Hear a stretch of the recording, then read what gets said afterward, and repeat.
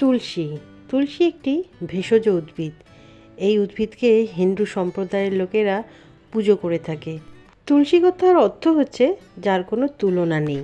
তুলসী গাছ লামিয়াসি পরিবারের অন্তর্ভুক্ত। ইংরেজিতে এই গাছকে হোলি বেসেলও বলা হয়ে থাকে। বৈবর্ত পুরাণে তুলসীকে সীতা স্বরূপা, স্কন্দ পুরাণে লক্ষ্মী স্বরূপা, চর্ক সংহিতায় বিষ্ণুপ্রিয়া, ঋগ্বেদে কল্যাণী নামে ডাকা হয়ে থাকে।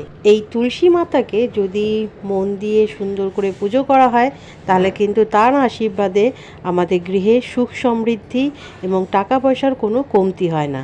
কিন্তু এমন কিছু তুলসী আছে যেগুলো কিন্তু আপনারা পুজো করলে ঘরে অশান্তি, দুর্ভোগ, মানহানি, এমনকি সুখ সমৃদ্ধি সব কিছুই জলাঞ্জলি চলে যেতে পারে।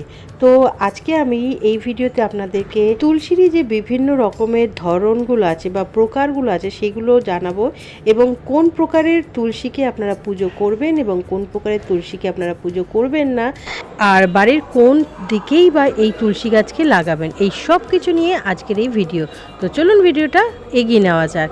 হাই ফ্রেন্ডস, আমি চৈতালি, আপনাদের সকলকে আমার চ্যানেলে স্বাগতম।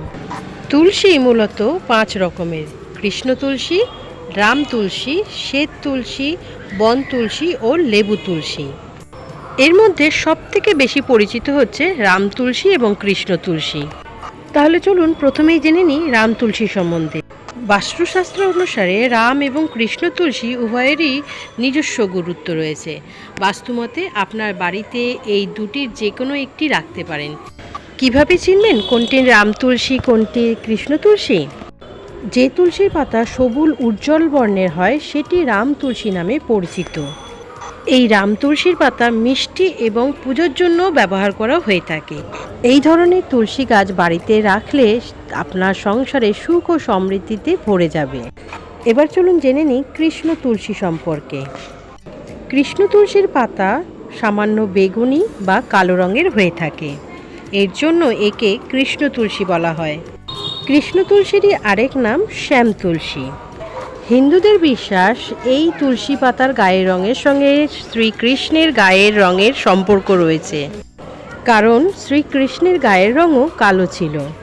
এছাড়া আয়ুর্বেদ শাস্ত্রেও এই তুলসীর গুরুত্ব অনেক বেশি। তাহলে বন্ধুরা, আপনারা কিন্তু ভিডিওতে দুটি তুলসীরই গুণাগুণের কথা জানলেন। তাহলে এবার নিশ্চয়ই ভাবছেন তাহলে কোন তুলসীটা বাড়িতে লাগানো উচিত। চলুন এবার দেখা যাক যে কোন তুলসী আপনি বাড়িতে ঠিক লাগাবেন। তবে আপনি বাড়িতে রাম তুলসী ও কৃষ্ণ তুলসী যে কোনো একটি গাছই লাগিয়ে পুজো করতে পারেন।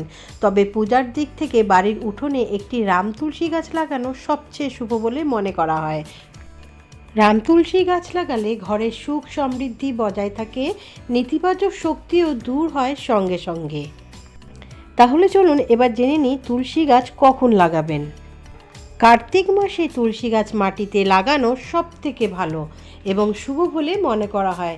কার্তিক মাসে বৃহস্পতিবার তুলসী গাছ লাগানোর জন্য খুবই, কারণ এই মাস এবং এই দিনটি ভগবান বিষ্ণুর সঙ্গে সম্পর্কিত।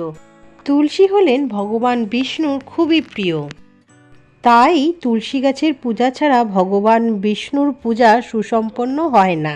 কার্তিক মাস ছাড়াও বছরের যে কোনো মাসেই শুক্লপক্ষের বৃহস্পতিবার তুলসীর চারা মাটিতে লাগানো যেতে পারে এবং এটা গৃহে লাগালে এই দিনগুলিতে ভীষণই ভালো ফল পাওয়া যায়। তো কোন মাসে এবং কোন দিন লাগাবেন সেটা তো জানা হয়ে গেল। এবার চলুন জানা যাক যে কোন দিকে আপনি এই তুলসী গাছ লাগালে আপনার বাড়িতে মা লক্ষ্মীর কৃপা থাকবে। শাস্ত্রমতে তুলসী গাছকে কিন্তু সঠিক দিকে নির্বাচন করাও কিন্তু অত্যন্ত প্রয়োজনীয় কাজ। ঠিক মতন দিক নির্ণয় না করলে কিন্তু বাড়িতে নানা রকম সমস্যা দেখা দিতে পারে। বাড়ির দক্ষিণ দিকে কখনোই তুলসী গাছকে লাগাবেন না। এই দক্ষিণ দিকে যদি আপনি তুলসী গাছকে লাগান তাহলে কিন্তু আপনার সংসারে সমস্যার শেষ থাকবে না। তুলসী গাছ সবসময় বাড়ির উত্তর পূর্ব বা পশ্চিম দিকে লাগানো যেতে পারে। দেবী লক্ষ্মী তুলসী গাছে বাস করেন, তাই এই গাছকে উত্তর দিকে লাগালেই সব থেকে শুভ বলে মনে করা হয়। উত্তর দিক হলো কুবেরের দিক। এদিকে তুলসী গাছ লাগালে ধন সম্পত্তি, সুখ শান্তি ও সমৃদ্ধি বৃদ্ধি পায়।